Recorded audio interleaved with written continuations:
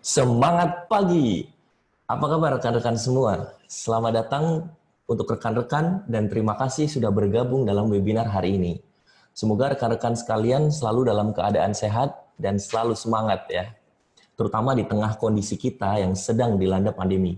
Kita berdoa semoga pandemi ini dapat segera berakhir dan semua kembali normal. Amin. Perkenalkan, nama saya Fauzan Triadi. Saya salah satu konsultan PQM yang akan menjadi moderator pada webinar kali ini. Menemani rekan-rekan selama kurang lebih 1 jam ke depan. Oke, webinar kali ini akan membahas mengenai warehouse management yang akan dibawakan oleh konsultan yang sudah berpengalaman di bidang supply chain management. Beliau adalah Bapak Septa Tiar yang sudah bersama dengan saya sekarang. Semangat pagi Pak Septa, apa kabar? Semangat pagi Pak Fauzan, kabar saya baik, sehat walafiat. Pak Fauzan sendiri bagaimana kabarnya hari ini? Kabar saya luar biasa hari ini Pak, bersemangat sekali. Jadi rekan-rekan semua, Pak Septa adalah salah satu konsultan kami di PQM yang tergabung dalam Subject Matter Expertise Supply Chain Management yang sudah cukup banyak membantu beberapa industri di Indonesia.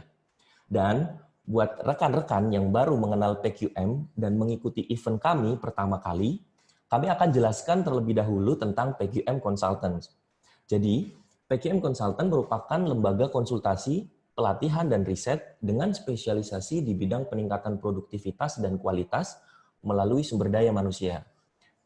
Kami sudah berdiri sejak tahun 1987. Di usia kami yang sudah 33 tahun ini, kami percaya bahwa peningkatan produktivitas dan kemajuan suatu perusahaan itu berasal dari sumber daya manusianya. Oleh karena itu, motto kami pun improvement through people. Kami memberikan pelatihan dan konsultasi dalam bidang productivity dan quality management, human capital development, dan service excellence. Kami support untuk in-house training, public training, Kaizen event, serta consulting untuk membantu industri rekan-rekan semua. Untuk detail informasi mengenai PQM Consultants, rekan-rekan bisa langsung klik beberapa media sosial dan kontak person yang akan kami tampilkan pada akhir slide. Sebelum masuk ke pembahasan, bicara tentang warehouse management,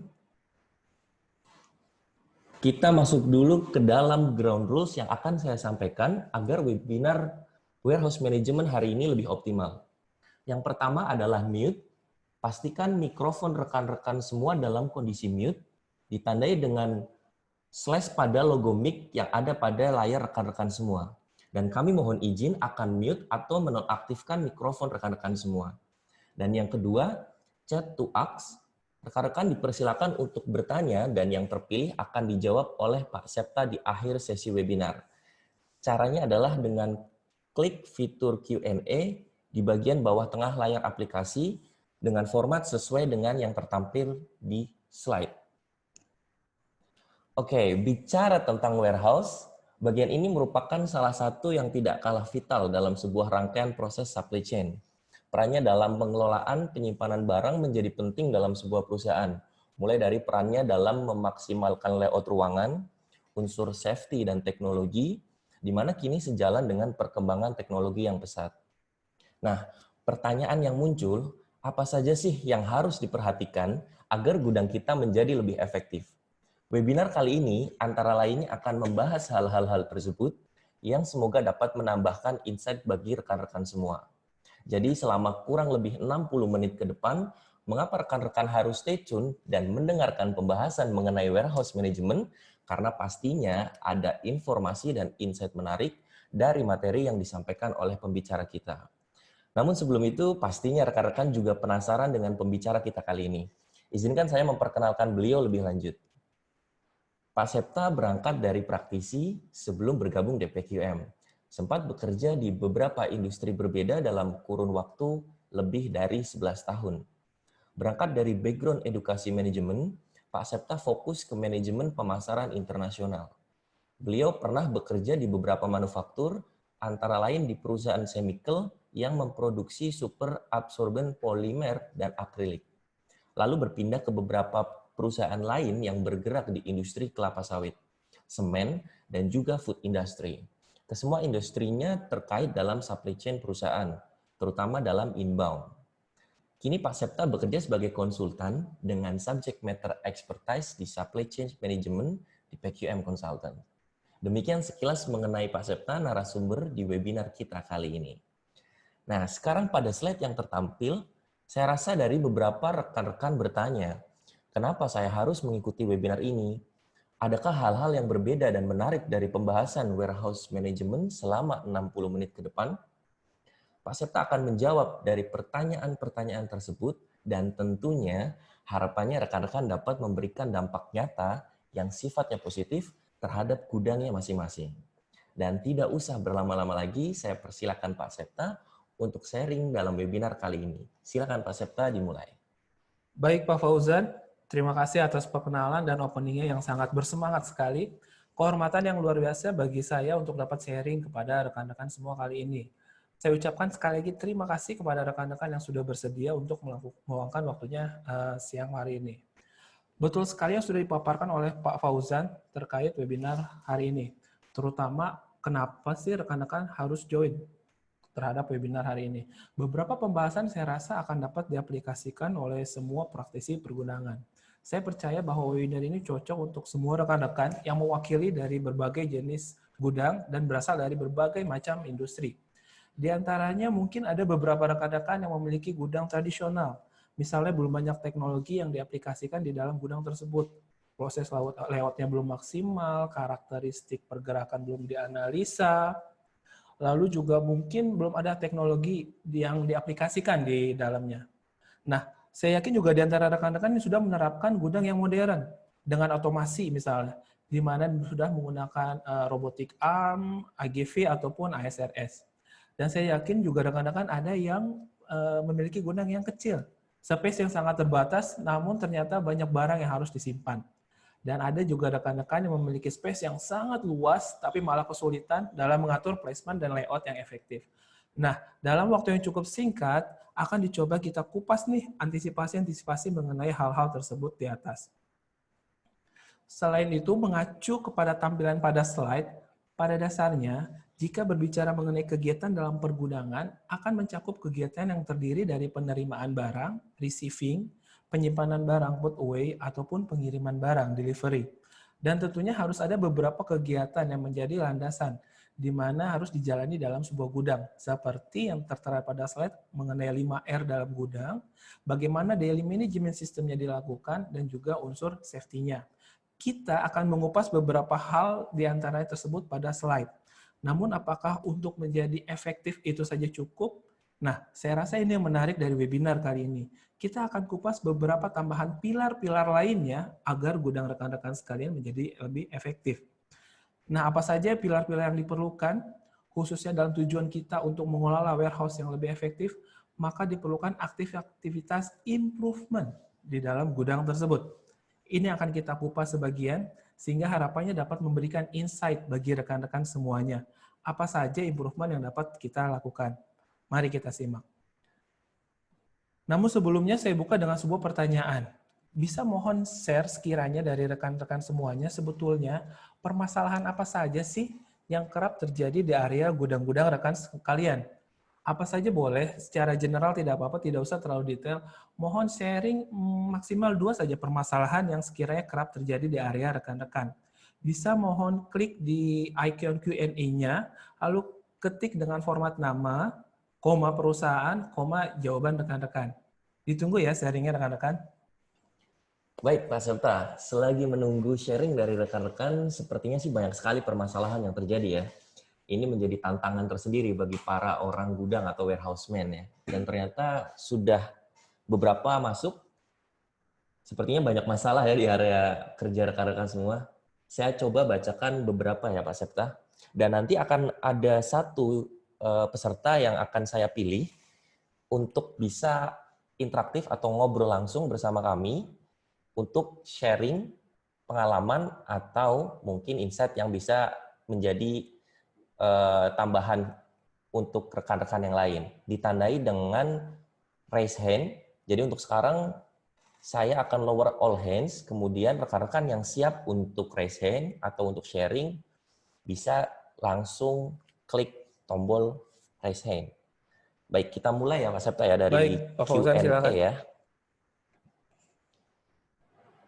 Oke, dari Ibu Benedikta Anna Haulian Siboro. Ada insight di sini sulit mencari barang dengan cepat. Kemudian ada juga dari Bapak Nicholas nih, dari PT Total Bangun Persada. Kemudian ada Ibu Rani Palija. Gudang masih tradisional dan terbagi dua di bagian dalam dan luar. Pengaturan penyimpanan sangat sulit karena masih pakai palet dan sebagian menggunakan rak. Dari Pak Nicholas, ada orang gudang tidak tahu nama-nama material. Baik. Oke, kemudian ada dari Bapak Tommy Agustinus, ada wrong picking atau human error. Sama dengan Pak Imam Awaludin Syafri. Oke, jadi beberapa sama yang disampaikan di Q&A. Kemudian untuk satu orang yang terpilih, saya akan pilih dari peserta yang raise hand. Mohon untuk bersiap bagi Ibu Noverina Rahma Andini.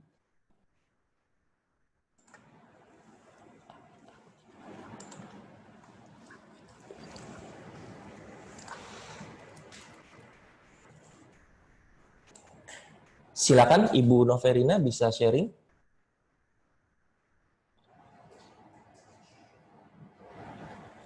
Halo, selamat pagi. Halo, selamat pagi. Selamat pagi, Pak. Ya, Ibu Noverina. Ya, untuk di gudang Pataya ya. Ibu Noverina, mohon maaf, bisa lebih keras lagi? Halo, Ya, halo Ibu Noverina. Dari mana, Ibu? saya Noverina dari PT Medfood Amaiji Internasional. Mohon maaf, boleh diulangi, Bu? Kurang jelas suaranya. PT Medfood Amaiji Internasional. Oke. Oh, oke. Baik. Langsung bisa di-share. Ya, jadi Pak, kalau untuk gudang kami, kebetulan beberapa bulan ini, bukan beberapa bulan ini, biasanya itu tim gudangnya hanya satu orang. Oke, satu arah ya, Bu ya? Satu orang, karena memang gudang kami gudang tradisional. Itu perusahaan kami sendiri bergerak di bidang franchise, makanan, chicken, itu. Nah, untuk gudang tradisional ini, permasalahannya adalah seringkali barang masuk dan keluar itu tidak terkontrol, karena tadi hanya satu orang ya yang orang ini mengepek barang, dia menerima barang. Jadi, dan kalau kata atasan saya, hanya beliau dan Tuhan yang tahu di mana barang-barang itu ada dan disimpan gitu. Oke, baik. Jadi satu pintu sehingga keluar masuknya barang tidak terkontrol gitu ya, Bu ya? Betul. Untuk Oke. kita sudah pernah menjalankan dari 2 kali ya, karena sumber dayanya kurang, beliau hanya sekali dan beliau hanya sendiri, dan memang alhamdulillah pesanan kan setiap hari selalu ada gitu. Jadi agak sulit sih Pak. Gitu. Oke, baik. Terima kasih Bu Noverina sharingnya. Semoga juga bisa menjadi insight bagi rekan-rekan semua. Nanti Pak Septa akan memberikan sedikit tanggapan. Bisa dimulai sekarang Pak Septa mungkin tanggapannya? Oke. Terkait yang dari Ibu Noverina, yang saya tangkap Pak Fauzan, koreksi, tadi awal-awal mohon maaf suaranya agak kecil Ibu Noverina. Jadi SDM-nya terbatas, sehingga proses keluar masuknya kurang tepat dalam segi pencatatannya. Kurang begitu Pak Fauzan? Iya, betul. Oke, nah perlu diketahui ketika lot dia in atau out-nya itu sebanding dengan SDM-nya, Ibu bisa cek Bu dalam perhariannya. Misalnya saya rasa setiap gudang ada KPI-nya dalam menentukan misalnya salah satu KPI untuk bongkar palet dalam satu harinya. Ataupun bongkar tius atau kontainer dalam satu harinya berapa. Nah, didampingi dengan tools-tools yang dia punya, baik dari forklift ataupun manual handling-nya ada apa saja, itu harus dicek kembali Bu. Sehingga ada istilah biar orangnya nggak keteteran. Makanya kalau di gudang tuh ada yang memang menjadi admin, ada yang menjadi picker, ada yang menjadi orang untuk loadingnya itu sendiri. Itu berbeda-beda.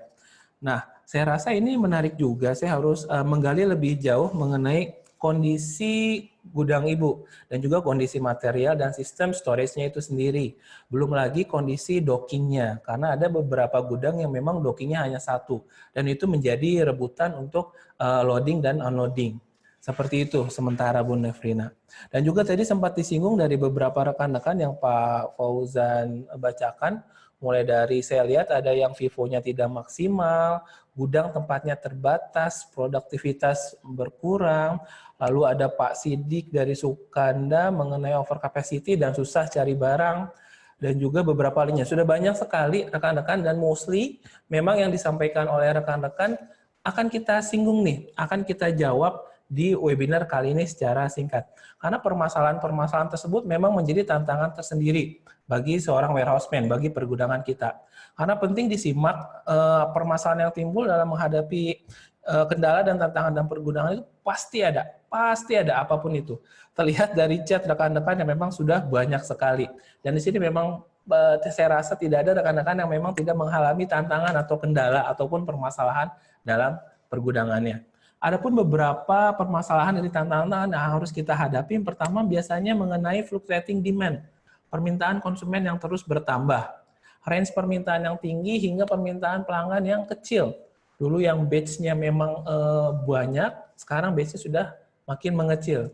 Dan juga mengenai stok akurasi, tantangan lain dalam pengelolaan gudang memastikan inventorinya akurat. Artinya memang sudah dicatatkan dalam dokumen inventorinya harus sesuai dengan apa yang tersimpan di dalam gudang itu sendiri.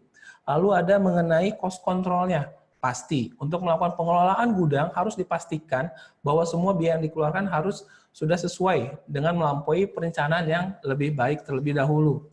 Efisien, pasti. Penggunaan waktu, biaya, tenaga harus sesuai porsinya yang dilakukan agar tidak terjadi pemborosan sumber daya. Ada satu sisi yang tadi disebutkan Bu Noverina, sumber dayanya kurang, cuman ada juga satu sisi yang sebaliknya, menjadi pemborosan untuk sumber daya itu sendiri. Lalu juga ada warehouse space nih rekan-rekan yang cukup banyak saya lihat dari kolom Q&A hari ini. Pengelolaan gudang kapasitas suatu warehouse memang pasti dibatasi oleh luasan gudangnya. Nah, untuk melakukan ekstensi space dengan luasan gudang yang terbatas, kita harus melakukan beberapa cara, beberapa sistem. Mulai dari, salah satu yang akan kita bahas, saya tahan dulu. Nah, salah satunya misalnya racking. Itu juga harus kita perhatikan dari sistem yang akan digunakannya. Jenisnya, volumenya, barang yang akan disimpan, dan lain sebagainya. Lalu juga ada kebersihan. Penting sekali kebersihan ini. Dalam gudang yang bersih, maka akan banyak hal-hal yang akan didapatkan.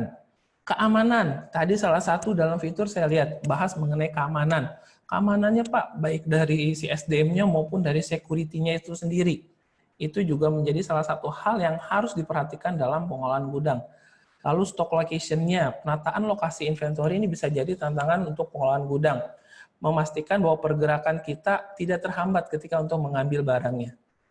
Picking optimization, dan yang terakhir, inaccurate dokumen. Ini antara lain mostly yang sudah saya rangkum dari yang memang rekan-rekan sudah sampaikan di Q&A tadi. Belum lagi tantangan-tantangan lainnya, seperti komunikasi, time management, life cycle product, ataupun tantangan-tantangan lainnya. Nah, akan kita kupas satu persatu. Sebelumnya dalam slide rekan-rekan ada happy face. Happy face. Nah, inilah tujuan kita. Maksudnya adalah tentunya semua tantangan dan permasalahan yang ada harus bisa diselesaikan. Dalam arti, saya rasa semua tindak tanduk yang kita lakukan di semua sektor industri ataupun bisnis harus mengacu kepada kepuasan konsumen. Pasti, siapapun konsumennya. Nah, contoh sederhananya nih Pak Fauzan, saya mau ambil cerita tentang istri saya. Istri saya gemar sekali belanja online, Pak Fauzan. Sama ya dengan istri saya. Oh ya, sama ya? Ya. Sepertinya memang hobi wanita belanja online mungkin Pak Fauzan ya. Nah, pernah nggak Pak Fauzan mengamati reaksi istri Pak Fauzan ketika memang beliau menerima paketnya? Khususnya mengenai raut mukanya deh. Iya. Saya perhatikan Pak. Ada beberapa momen yang memang istri saya bahagia dan ada kala juga momen ketika istri menerima barang dengan muka bertekuk atau cemberut. Oh, cemberut ya. Nah, Ya. betul sekali Pak Fauzan. Istri saya juga begitu. Jadi waktu saya ngobrol-ngobrol nih dengan istri saya ketika momen-momen dia bahagia dan dia cemberut. Ada momen ketika cemberut saya tanya ke dia, ada apa? Dia bilang, barangnya telat nyampe, Pak. Harusnya kemarin lusa barang tersebut sudah sampai di rumah. Lalu waktu beberapa hari kemudian dia terima paket lagi, lalu dengan senang. Saya tanya lagi ke dia. Dia jawab dengan sederhana. Dia jawab, iya ini pengirimannya on time Pak, sesuai yang dijanjikan. Dan barangnya juga sesuai yang ditawarkan pada website, berbeda dengan paket yang diterima beberapa hari sebelumnya. Nah, dari kejadian tersebut, ketika paket telat datang, yang istri saya itu ketika paket telat datang, apakah sudah pasti salah kurirnya dalam mengirimkan? Saya rasa belum tentu. Ataukah salah suppliernya yang mengirimkan? Saya rasa juga belum tentu. Atau proses distribusinya? Juga belum tentu. Itu berada di tanggung jawab kurir saja atau satu pihak saja? Tidak. Tapi itu merupakan tanggung jawab dari seluruh rangkaian supply chain yang membuat istri kita bahagia ketika menerima paket tersebut. Dengan sebuah rangkaian supply chain yang baik, maka akan membuat end customer bahagia. Contoh sederhananya istri saya tadi, di mana menurut saya ketika konsumen bahagia ini priceless. Bahkan dampak baiknya istri saya menjadi marketing gratis. Dia memberikan komentar yang baik mengenai produknya, dan dia mempromosikan gratis kepada rekan-rekan arisannya. Makanya ketika kita berbicara mengenai supply chain, itu berbicara mengenai integrasi sebuah proses yang menuntut sebuah kolaborasi, hingga akhirnya kepuasan konsumen bisa tercapai. Jika salah satu bagian tidak perform, maka akan berdampak kepada proses-proses yang lainnya dalam aliran supply chain tersebut. Tentunya dalam sebuah proses terdapat salah satu proses yang nggak kalah fatal, yaitu proses pergudangan itu sendiri. Jadi penting banget pergudangan itu sendiri. Tanpa proses pergudangan yang baik, maka rantai supply chain akan terganggu, sehingga tidak akan berjalan dengan baik. Tanpa proses pergudangan yang baik, rekan-rekan sekalian tidak bisa menikmati secangkir kopi tadi pagi. Tanpa proses pergudangan yang baik, rekan-rekan tidak bisa menikmati belanja online yang dikirim kurir seperti yang istri saya lakukan. Nah, semangat ini yang selalu saya tanamkan dan juga merupakan tugas kita semua sebagai seorang warehouseman untuk menjaga performance gudang kita dengan baik. Sehingga secara keseluruhan rantai pasok kita juga akan berjalan dengan baik. Namun harapannya saya yakin tentunya rekan-rekan memiliki harapan seperti yang tertampil di slide. Gudangnya baik, performance-nya baik, data akurasi baik, intinya ideal lah. Namun aktualnya saya tanya lagi, apakah gudang rekan-rekan seperti ini? Harapannya tidak ya. Kita ingin menjadikan warehouse kita yang ideal. Contoh misal saya tanya Pak Fauzan sendiri, bagaimana pengalamannya terkait pergudangan, apakah seperti ini? Iya, saya pernah menghadapi kondisi gudang seperti ini yang tertampil di slide, dan kesulitan yang paling sering dihadapi, juga mungkin tadi ada beberapa yang muncul di Q&A dari peserta, Ya. adalah sulit mencari barang yang akan kita pooling. Pastinya efeknya juga banyak ya Pak ya, bisa salah pooling juga gitu kan, selisih stok juga, seperti itu. Ya, betul sekali Pak Fauzan, karena jika gudang kita seperti ini, maka sudah pasti akan terjadi beberapa masalah. Antara lain, secara umumnya saya tampilkan di slide yang pertama, pasti mencari barang kesulitan. Ya memang target kita mencari suatu item itu 5 menit, ternyata dengan kondisi gudang yang katakanlah berantakan bisa mencapai 10 atau 15 menit, 2 atau 3 kali lipatnya. Lalu tak jarang kalau gudang yang berantakan ini menuntut orang-orang warehouse harus punya ilmu meringankan tubuh. Karena memang gangway yang sulit untuk dilewati. Kesulitan untuk mencari barang di belakang karena gangway-nya banyak barang. Jadi dia harus terbang. Ilmu meringankan tubuh. Dan juga data akurasinya kurang. Baik menghitung stoknya, lokasi produknya, bahkan data untuk penempatan dan penamaannya itu bisa tidak akurat. Dan yang sudah pasti mengenai kerusakan barang. Baik dia kesodok forklift atau kesulitan ketika material handling, akan mengakibatkan barang tersebut defect atau cacat dan rusak. Oleh karena itu, harapannya kita semua tidak ingin memiliki gudang yang berantakan seperti hal tersebut di atas. Nah, kita akan bahas apa saja yang harus kita kontrol dalam pergudangan.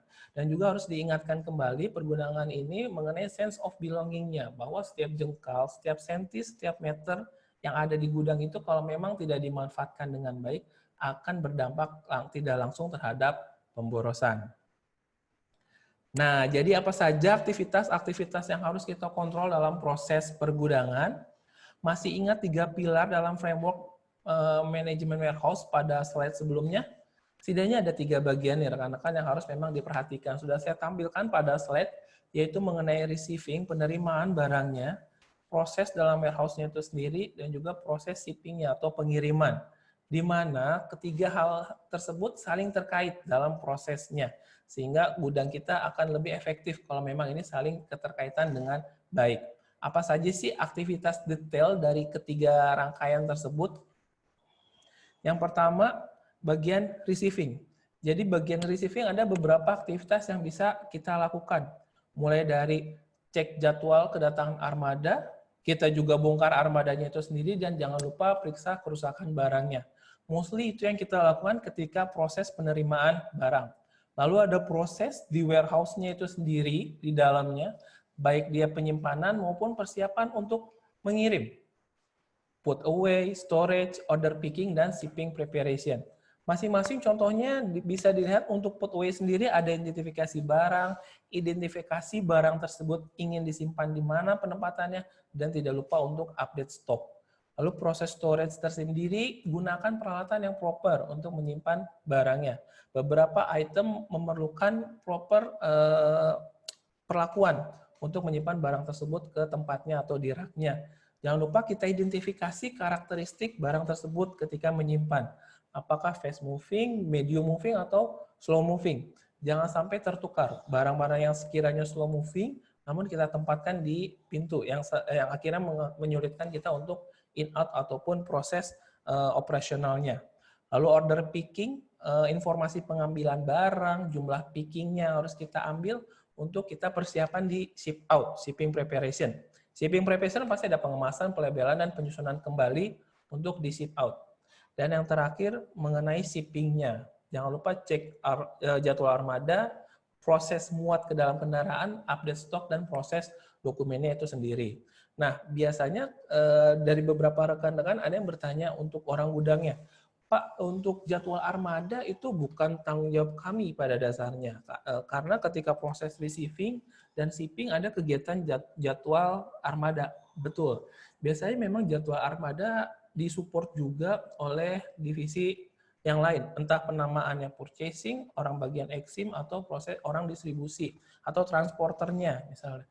Itu beda-beda. Nah, informasi dari mereka harus kita dapatkan jadwal armadanya, baik kedatangan dan juga untuk pengirimannya. Kenapa? Nanti terkait untuk utilisasi dockingnya, proses bongkar muatnya. Nanti terkait untuk tools, peralatan yang akan dibongkar. Nanti terkait untuk penyiapan space yang akan disimpan. Nanti terkait SDM-nya yang akan kita lakukan untuk bongkar ataupun muat.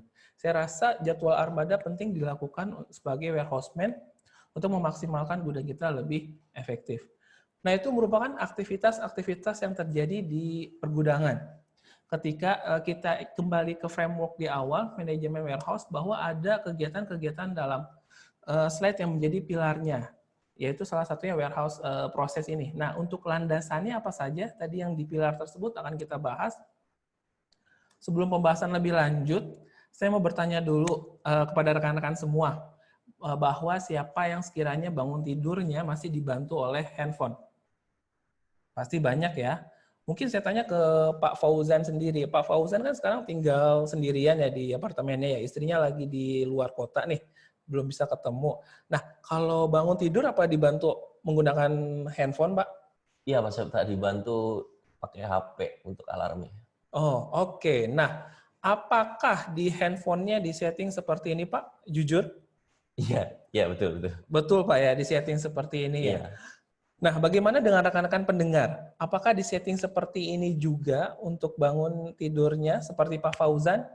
Saya terawang nih, banyak yang senyum-senyum dan angguk-angguk ya. Nah, ini apa maksudnya? Saya akan sharing ada 2 hal untuk kejadian seperti ini. Yang pertama adalah konon orang-orang yang seperti ini adalah orang-orang yang secara tidak langsung memberikan toleransi terhadap target yang telah ditetapkan.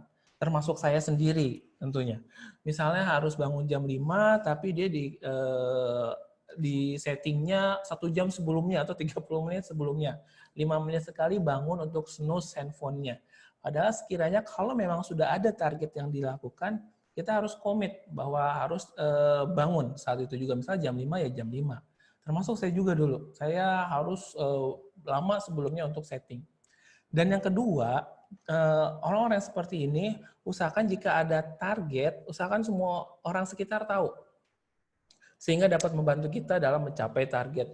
Contoh untuk target yang kondisi Pak Fauzan atau saya, kalau ada target bangun jam 5, maka usahakan istri tahu. Jadi informasikan ke istri untuk bangunkan kita pukul 5 pagi.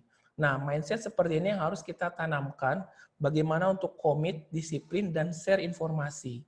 Hal tersebut menjadi landasan yang akan kita tuangkan ke dalam tools nanti, dalam pilar warehouse management. Contoh lainnya, selain ini, saya suka bola. Favorit saya adalah Ronaldo, permainannya bagus, sifatnya baik, dan badannya juga bagus. Saya memiliki keinginan memiliki bentuk bodi seperti dia.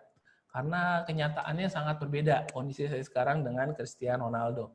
Untuk karena itu saya ada target seperti dia dan saya jalankan beberapa stepnya jangka panjang tersebut dengan menjalani ketogenic diet. Akhirnya saya informasikan ke rekan-rekan saya di kantor, informasikan ke keluarga yang di rumah, saya ada target yang harus saya capai dan saya ada program yang lagi saya jalankan untuk mencapai target saya, jangka panjang saya. Dan itu saya lakukan day by day secara disiplin. Nah, itu filosofi sederhana dan fungsi utama dari landasan yang akan kita bahas, yaitu daily management system dalam keseharian pekerjaan kita. Bagaimana membantu kita untuk fokus terhadap target secara disiplin, berkomitmen, dan juga share informasi kepada yang lain. Bagaimana kita ingin mencapai target kalau memang secara tidak sadar kita coba memberikan toleransi kepada target tersebut. Nah, DMS ini salah satu tools yang membantu kita untuk mencapai target secara tepat ataupun secara baik. Apalagi dengan 3 prinsip utama dari daily management system adalah memastikan kita dan tim kita untuk melihat bersama, memastikan kita dan tim kita untuk memahami bersama, dan yang ketiga memastikan kita dan tim kita untuk bertindak bersama. Maka DMS ini membantu kita mencapai tugas harian dalam gudang. Minimal berangkat dari tugas harian sebelum kita melakukan hal-hal yang besar. Harus kita lakukan dengan penuh komitmen dan penuh disiplin. Ada mengenai daily management system-nya. Saya teringat salah satu video yang memang sempat viral beberapa tahun lalu. Beberapa rekan-rekan mungkin pernah melihat salah satu video dari seorang veteran di luar, bahwa semua berangkat dari diri sendiri. Mulailah dengan membersihkan kasur kita tiap pagi, maka secara tidak sadar akan menyelesaikan tugas pertama pada hari itu setiap paginya. Secara nggak sadar akan menimbulkan rasa bangga dan encourage kita untuk menyelesaikan tugas lainnya juga. Little things that matter. Want to change the world? Start by making your bed every day. Admiral William H. McRaven. Nah, dari DMS ini, diri sendiri menerapkan, kalau kita lakukan di gudang, banyak nih yang bisa kita tingkatkan. Kalau dengan toolsnya DMS ini, yang pertama adalah dengan kita mengaplikasikan DMS, bertujuan untuk merespon kondisi-kondisi yang tidak normal, dan juga langsung memperbaiki situasinya secara efektif. Yang kedua juga dengan DMS ini, mendorong kita untuk melakukan Kaizen. Yang ketiga, DMS ini juga dirancang untuk secara visual, karena orang cenderung mendapatkan informasi lebih mudah dengan proses visual, sehingga kinerjanya, timnya, pencapaiannya lebih jelas, lebih terlihat setiap harinya. Dan ini sebetulnya tidak harian juga. DMS ini menjabarkan tujuan strategis ke aktivitas operasional harian kita juga. Di mana DMS ini menuangkan informasi-informasi harian yang harus diperhatikan, seperti pencapaian produktivitas harian yang tertera di slide rekan-rekan yang warna ungu, update komunikasi harian, complete to-do list yang harus dilakukan, dan juga daily problem solving, yang merupakan turunan dari hal yang sudah kita tentukan untuk mingguannya dan juga bulanannya. Nah, ada salah satu pondasi lagi dalam kegiatan pergudangan sehari-hari. Ada satu pondasi lagi. Pak Fauzan masih ingat tidak salah satu pondasi lagi? Ya, saya tadi lihat selain daily management system, ada juga mengenai 5R ya Pak ya? Yes, bocorannya sudah ditampilkan mengenai 5R. Betul sekali.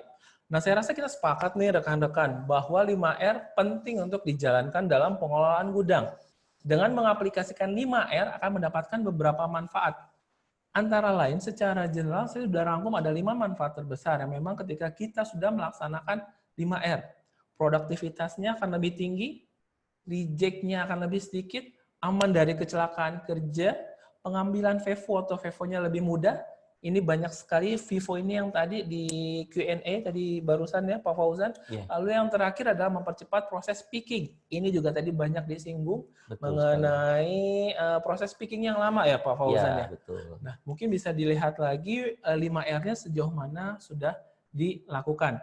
Mulai dari R yang pertama dulu saja, ringkas secara step by step, perlahan secara komit dan konsisten. Nah, Pak Fauzan itu barusan kita bahas singkat 2 hal yang menjadi pondasi mengenai daily management system dan bagaimana harus juga lakukan 5R di gudangnya.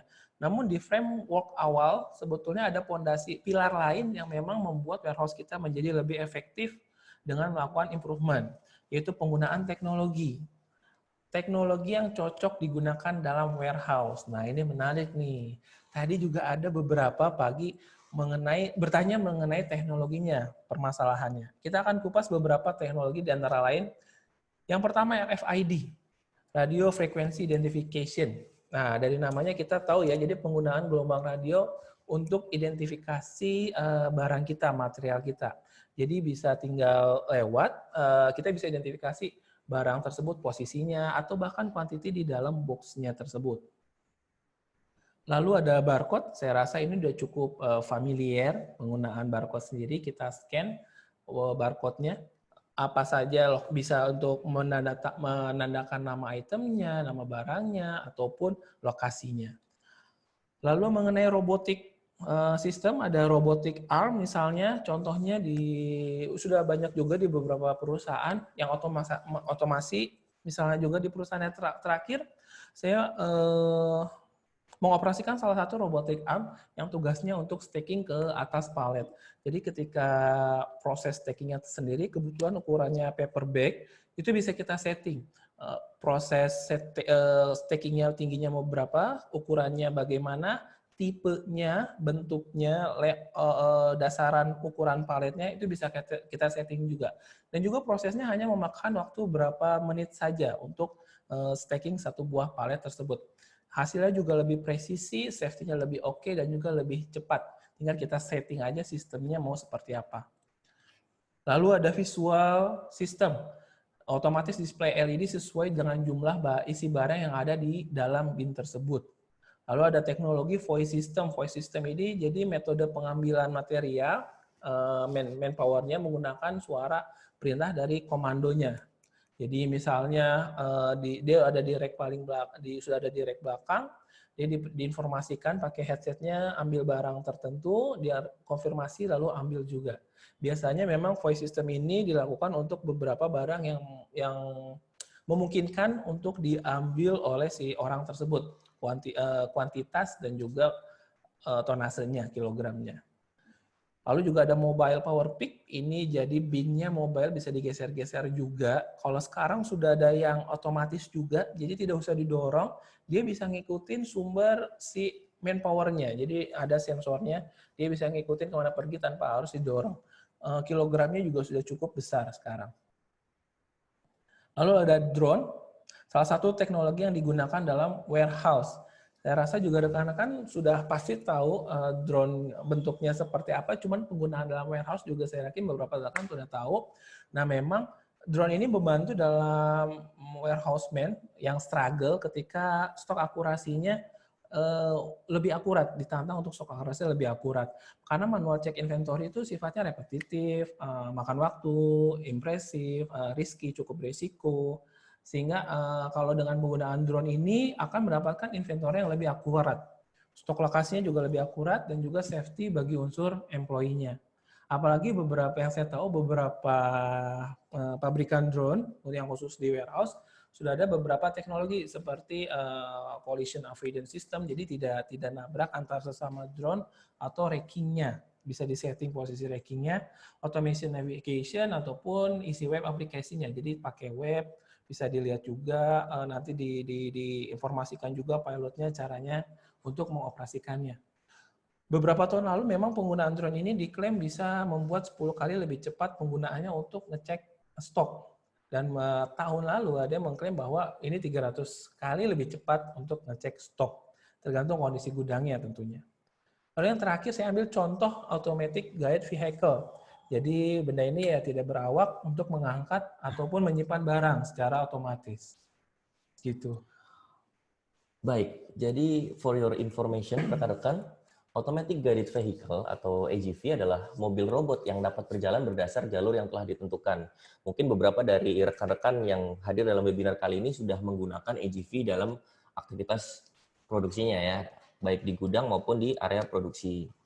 Nah, AGV ini dikembangkan memang untuk tujuan kebutuhan industri. Mobil robot ini digunakan untuk mengangkut barang dari satu tempat ke tempat tertentu.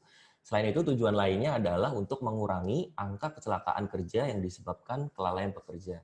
Untuk AGV, kita semua mungkin sudah pernah membaca atau melihat secara langsung pengaplikasiannya.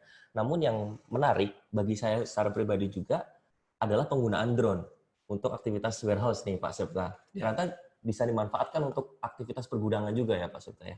Betul, betul. Drone ini bisa kita lakukan untuk mengecek aktivitas pergudangan, Pak Fauzan.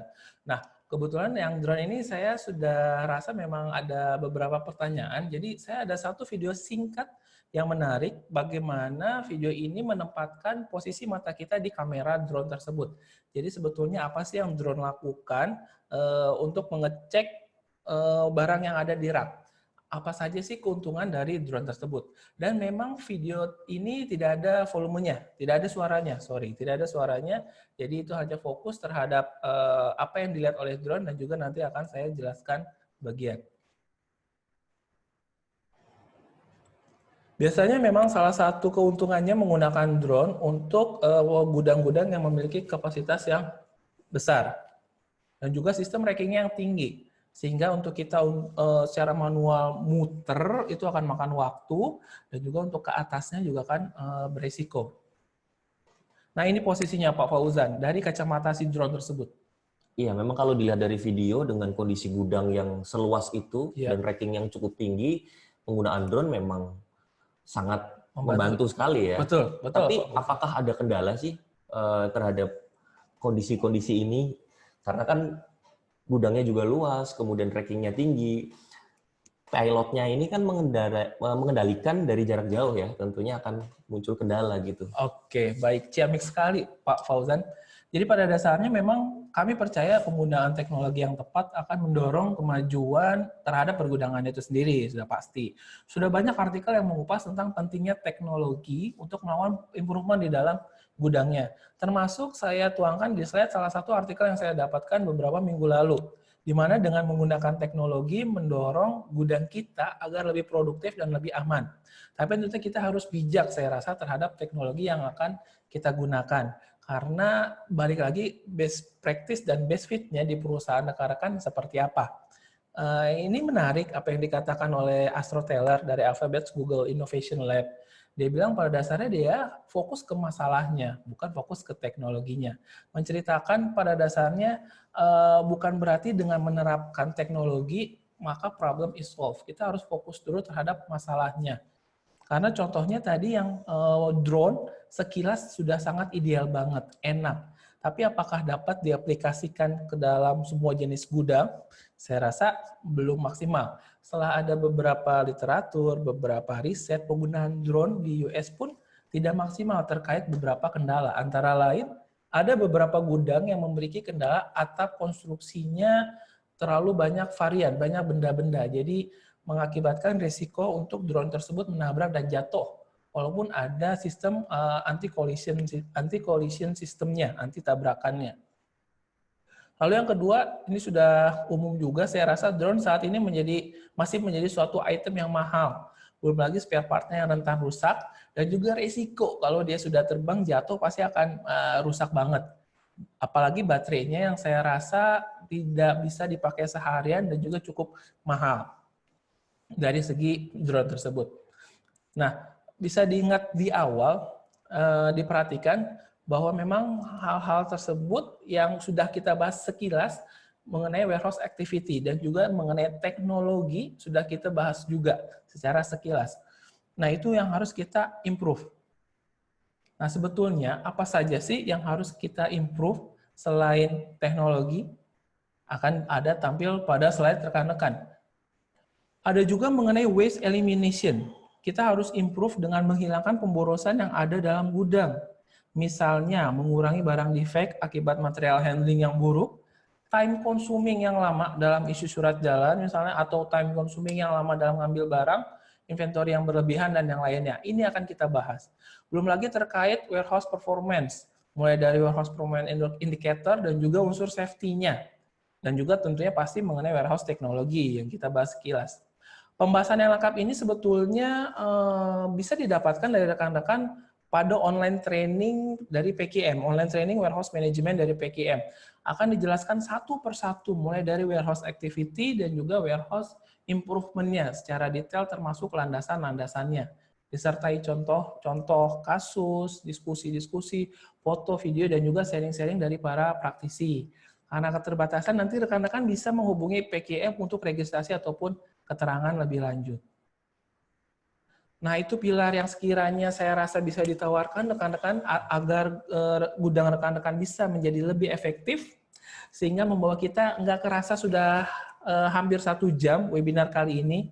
Terima kasih atas partisipasinya dari rekan-rekan sekalian. Saya sendiri menyadari bahwa webinar ini masih belum menjawab semua rasa penasaran untuk memahami lebih dalam mengenai pengelolaan gudang yang efektif. Namun jangan khawatir, untuk pendalaman lebih lanjut, rekan-rekan bisa mengikuti beberapa aktivitas dari PKM, mulai dari public training, in-house training, ataupun consulting, baik secara online maupun offline-nya tentunya. Termasuk warehouse management yang barusan kita bahas sekilas, bagi rekan-rekan yang memang penasaran apa saja secara detail di dalamnya. Dan juga jangan sungkan jika ada pertanyaan ataupun diskusi lebih lanjut bisa disampaikan melalui email saya st@pkm.co.id. Terima kasih. Baik, wah ngomongin warehouse ternyata banyak juga detail yang harus diperhatikan ya. Walaupun kita sudah investasi teknologi, tapi ternyata juga muncul kesulitan-kesulitan baru gitu kan. Iya. Kemudian kita juga harus menyesuaikan manpower untuk pengoperasiannya juga. Tapi kembali ke basic lagi ya Pak Septa ya, 5R atau Daily Management System yang juga sangat-sangat berperan penting dalam perbaikan kondisi gudang kita gitu. Sehingga dari framework yang dimiliki oleh PKM, pengelolaan warehouse yang baik saja tidak cukup, tapi harus diiringi dengan improvement yang ada dari mulai basic, manajemen sistem yang baik, kemudian ada 5R di area kerja yang juga harus dilakukan, juga investasi teknologi. Namun tentunya tergantung dari base fit perusahaan masing-masing. Baik, Pak Septa memang sudah hampir kurang lebih 60 menit ya, tidak terasa, dan masuk ke dalam sesi tanya-jawab. Untuk rekan-rekan, kami persilakan memberikan pertanyaan kepada kami, nanti kami akan bantu memberikan tanggapan atau jawaban. Tentunya Pak Septa juga pastinya akan memberikan tanggapan yang menjadi insight bagi rekan-rekan semua, dengan cara sama seperti tadi, menggunakan fitur Q&A, formatnya juga sama, langsung cantumkan pertanyaan rekan-rekan yang ingin disampaikan. Saya persilakan bagi rekan-rekan untuk memberikan pertanyaannya.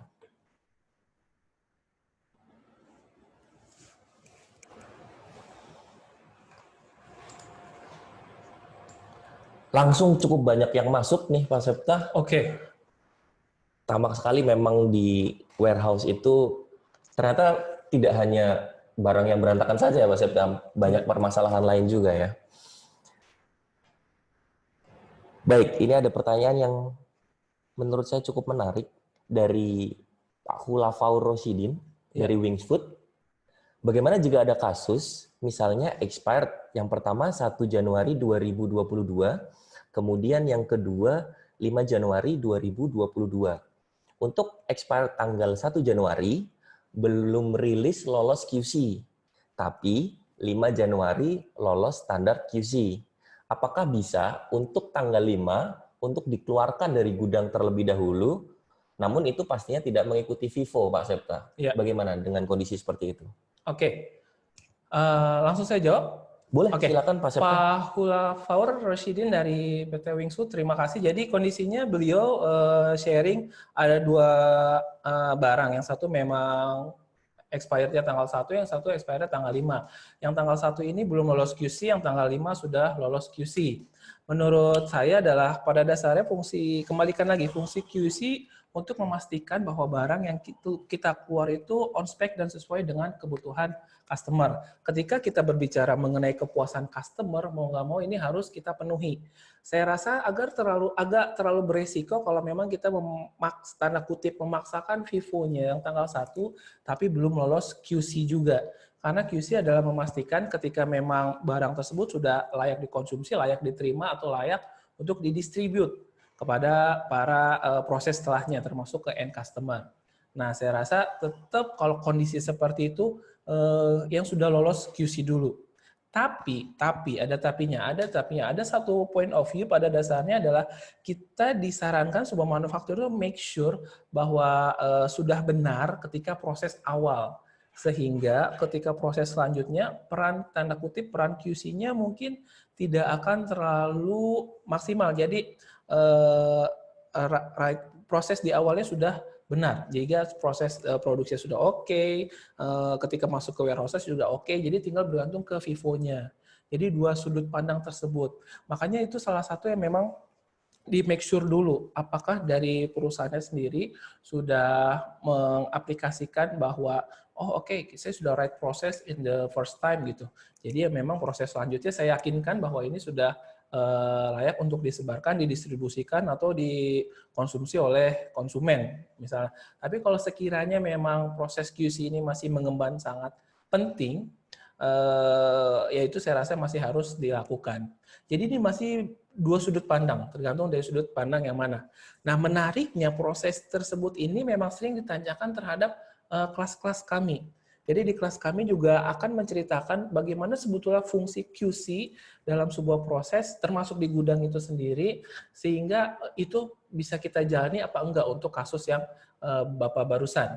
Gitu loh. Tapi karena saya belum tahu mendalam kondisi yang dialami, jadi saya rasa itu masih ada dua sudut pandang. Ketika memang proses QC itu masih harus dilakukan, mengingat proses produksinya entah ada mungkin masih banyak defect ratio-nya dalam 1 bulan, entah mungkin belum masih trial raw material barunya, entah mungkin ini masih trial ada mesin baru, itu harus di make sure. Tapi apapun kondisinya, sudut pandang A atau sudut pandang B, tetap yang ujungnya adalah end customer. Karena mau kamu ada tujuan kita end customer bahagia, satisfy, itu yang harus kita maintain saya rasa. Begitu Pak Fauzan. Ya, baik. Produk yang memiliki masa expire memang memunculkan resiko tersendiri ya Pak Septa ya. Yes. Harus ada penanganan khusus, Yes. terutama di prosesnya juga ya Pak Septa ya. Di prosesnya, iya betul. Iya. Dan ada lagi pertanyaan Pak Septa dari Pak Prayitno dari PT Adis Dimension Footwear.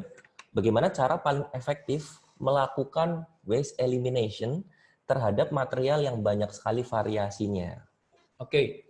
Material ini raw material atau finish good belum dijabarkan ya, atau material SKU ya atau jenis varian dari produknya. Jenis variannya dari produk. Oke, bicara waste elimination biasanya pemborosan yang umum salah satunya kita bicara mulai dari defect-nya, mulai dari overproduction, weighting, non-nitrous talent, transportation, sampai dengan yang terakhir extra processing-nya. Nah, biasanya kalau yang memang variannya banyak, SKU-nya banyak, itu terkait harus di make sure konsumsi rackingnya itu sudah sesuai dengan dia jumlah yang ada di rack ini sudah sesuai dengan yang dikonsumsi harian atau enggak. Contoh, biasanya yang varian yang banyak itu kita record nih asal stok sehingga kita nggak tahu pada dasarnya DOI-nya si item A, item B, item C ini bisa kita hitung gitu loh. Misalnya yang satu ini barangnya dia bisa bertahan sampai dikonsumsinya lama, range-nya jaraknya, tapi kita stoknya banyak. Barang yang keduanya stoknya sedikit, tapi kita cukup menggunakannya rutin, jadi DOI-nya dia cepat. Nah, hal-hal seperti ini yang biasanya kalau yang varian banyak tuh dia tidak termonitor. kesulitan. Belum lagi kalau yang varian banyaknya dia terkait nanti identifikasi di layout rankingnya. Entah penamaan ranking, entah penamaan barangnya, sehingga kesulitan kita untuk mencari. Nah, ini nyangkut ke waste elimination dari motion-nya. Jadi si warehouse man-nya akan kesulitan atau ada motion berlebih mencari item tertentu karena varian banyak dan tidak ada identifikasi visualnya. Menariknya, hal yang disampaikan Pak Praitno ya, Ya, Pak Pak Praitno Praetno, betul. tersebut itu akan kita bahas di salah satu pilar kami yang warehouse improvement.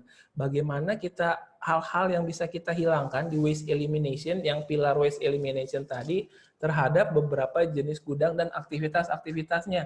Contoh tadi yang satu saya singgung, waste motion. Waste motion yang memang kalau varian banyak, tidak ada visualisasi, tidak ada penamaan, tidak ada layout, itu tidak maksimal, maka motion dia akan banyak. Dan itu akan menjadi pemborosan. Udah pasti salah satu yang kelihatannya adalah pemborosan dari segi waktu. Harusnya mungkin bisa 2 menit, 5 menit, dia nyampe menemukan barang, malah 2 kali lipat atau 3 kali lipat. Yang seperti tadi saya lebih singgung. Kurang lebih begitu. Baik, dan kemudian ada beberapa pertanyaan yang cukup similar terkait dengan lokasi agar lebih efektif dan efisien, kemudian ada kendala kesulitan mencari, kemudian dari luasnya warehouse-nya itu sendiri. Oke, Dan ada pertanyaan dari Devi Firmansyah dari PT UTPE. Oke, Ibu Devi Ya, Ibu Firmansyah. Devi, bagaimana cara menentukan lokasi agar lebih efektif dan efisien? Oke, ini lokasi materialnya ya. Ibu identifikasi dulu si itemnya tersebut. Itu pasti general secara umum lokasi si item tersebut apakah dia fast moving, medium atau slow moving. Pastikan memang ketika prosesnya tuh di layer yang memang fast moving itu cenderung dekat ke pintu lah katakan, terus yang moderate sama yang slow movingnya tidak menghalangi dari proses pengeluaran atau pemasukan barangnya tersendiri. Belum lagi Ibu pastikan juga dalam lokasinya tersebut bentuk gudang ibunya seperti apa. Itu juga ngaruh. Contoh, ada memang gudang yang bentuknya huruf U. Jadi yang U ini dalam artian loading dock sama unloading docknya itu berpisah. Dan perlu tempat yang luas, gudangnya juga di dalamnya otomatis settingnya berbeda. Ada yang memang yang huruf I. Huruf I ini ada yang satu pintu, ada yang memang 2 pintu. Itu juga tergantung. Kalau yang satu pintu berarti gantian, yang 2 pintu berarti in out, yang ujung ke ujung. Ada yang huruf L. Huruf L sama dengan U, tapi jauh-jauhan, tapi bentuknya seperti huruf L. Jadi banyak saya rasa unsur-unsur yang memang harus diperhatikan. Belum lagi mengenai karakteristik produk ibu. Misal, quantity sama dimensi. Kita tidak memungkinkan walaupun dia fast moving, tapi quantity dan dimensinya terlalu besar, sehingga menghalangi untuk pintu. Jadi banyak hal-hal yang memang harus diperhatikan dulu dari jenis gudang ibu, layout seperti apa, karakter produk ibu, baik finish good atau raw mat yang disimpan, dan juga dianalisa karakteristik pergerakan barangnya, yang fast hingga yang slow-nya.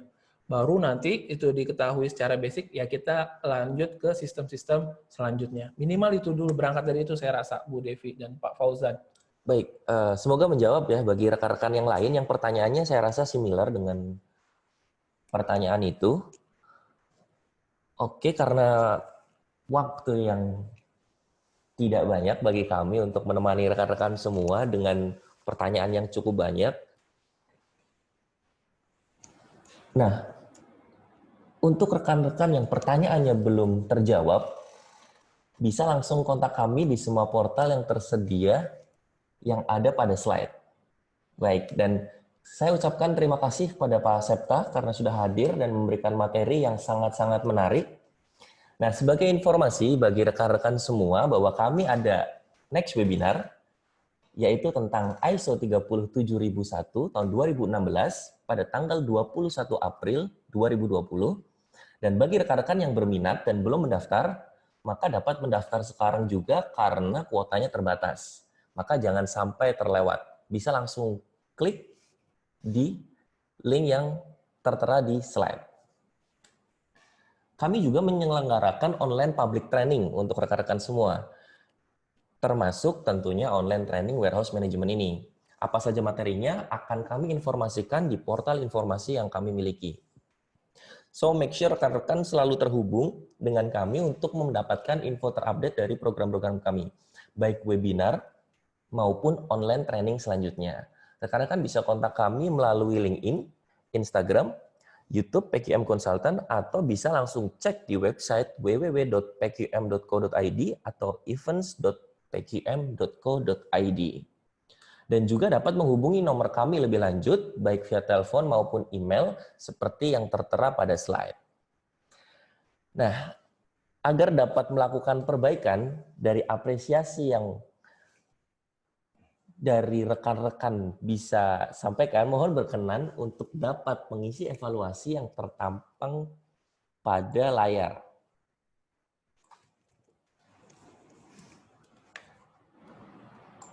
Semoga kami dapat memberikan webinar yang bermanfaat bagi teman-teman, dan kami juga dapat meningkatkan kualitas dari pelaksanaan webinar dan online training kami selanjutnya. Mohon bantuan rekan-rekan dapat mengisi evaluasi pada polling yang muncul pada layar. Ada 10 pertanyaan, dan kami akan memberikan waktu bagi rekan-rekan untuk mengisi.